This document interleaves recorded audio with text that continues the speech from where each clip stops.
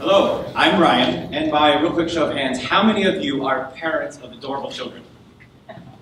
Alright, how many of you were previously adorable children? Alright, so we still have some ugly ducklings in here. Well, I actually am the father of the cutest kids that you've never met. But in my experience, unfortunately, cuteness cannot protect your children from becoming very sick or a statistic. In the U.S., more than 1.7 million kids require inpatient medical treatment each year. And unfortunately, fewer than a third of those kids ever receive any type of clinical emotional support, leaving well over 1 million kids alone with their fears, anxiety, and loneliness that come from living with a life-altering illness.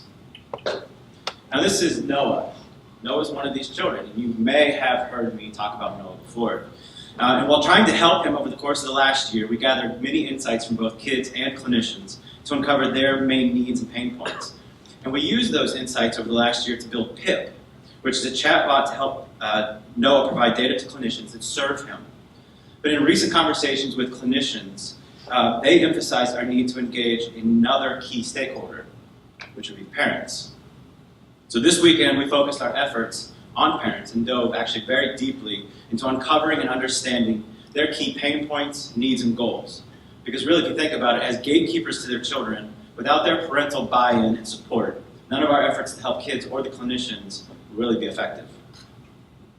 So I want to introduce you to Noah's mom, Amanda. Now, Amanda wants to be, just like the rest of us, the best possible parent for her kid, right? She just wants to be the best she can be for Noah. She wants to ensure that he's receiving the best possible care, and she's tried countless techniques to help Noah cope with his illness. But all too often, she feels helpless. She needs a way to understand Noah's thoughts and feelings.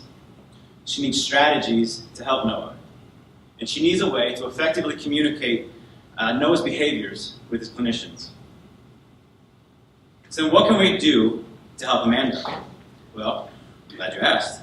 We can use Noah's responses from PIP to populate a dashboard that lets Amanda know exactly how Noah is doing. And based on aggregated data from other families, Amanda can be shown the most effective strategies dependent on whatever situation Noah is currently going through. And Amanda can use the mood and behavioral information gathered on Noah to better communicate with his clinicians. Now, what I'm excited about is that this parental dashboard was the missing piece. It helps provide centralized access to resources for parents while simultaneously keeping the clinicians in the loop, right? Allowing them to provide crucial feedback and coaching to the parents. Now, together with PIP, it will provide Amanda, as well as Noah's care team, a continuous and more complete assessment of his overall well-being. Now, our ideal market is to sell within hospital systems because we want to deploy it across their entire patient population, and we want to reach as many kids and families as possible, regardless of any potential financial or other constraints. But this weekend, we also explored the potential of a new parent-specific model. Our idea is to scale this using a tiered monthly subscription model, but to be completely honest, we actually need to conduct much more research to better understand this market. And to develop a prototype for this dashboard, we estimate roughly that we'll need a 4 or 5 person team over the course of about a month. And though it's more money than is on the table today, roughly 30 grand in startup capital to get this MVP ready pilot. Now, as I mentioned before, we have much more research to conduct. But today, we actually spoke with a child psychologist at Nationwide Children's and shared some of these insights. And she said that this could definitely help her with some of her main pain points in working with children as well as their parents. And of course, we're going to continue to explore and work to form partnerships with key hospital and family support systems. We would love your assistance in that. So I encourage you to join us in helping Noah as well as Amanda live their best life. Thank you.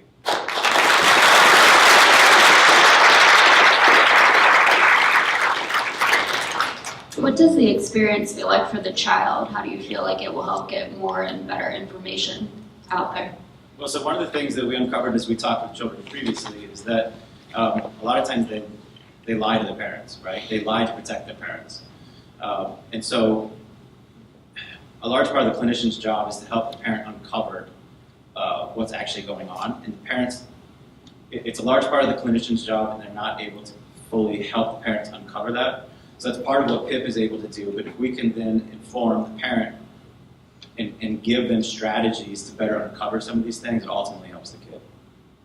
If you're starting to explore a parent subscription model, are you looking at ways to perhaps subsidize that cost just given the rise of healthcare and things of that nature? Yeah. So Medicare or Medicaid, something like that? Definitely open Insurance to companies? pursuing those different sort of opportunities, absolutely. Any other questions?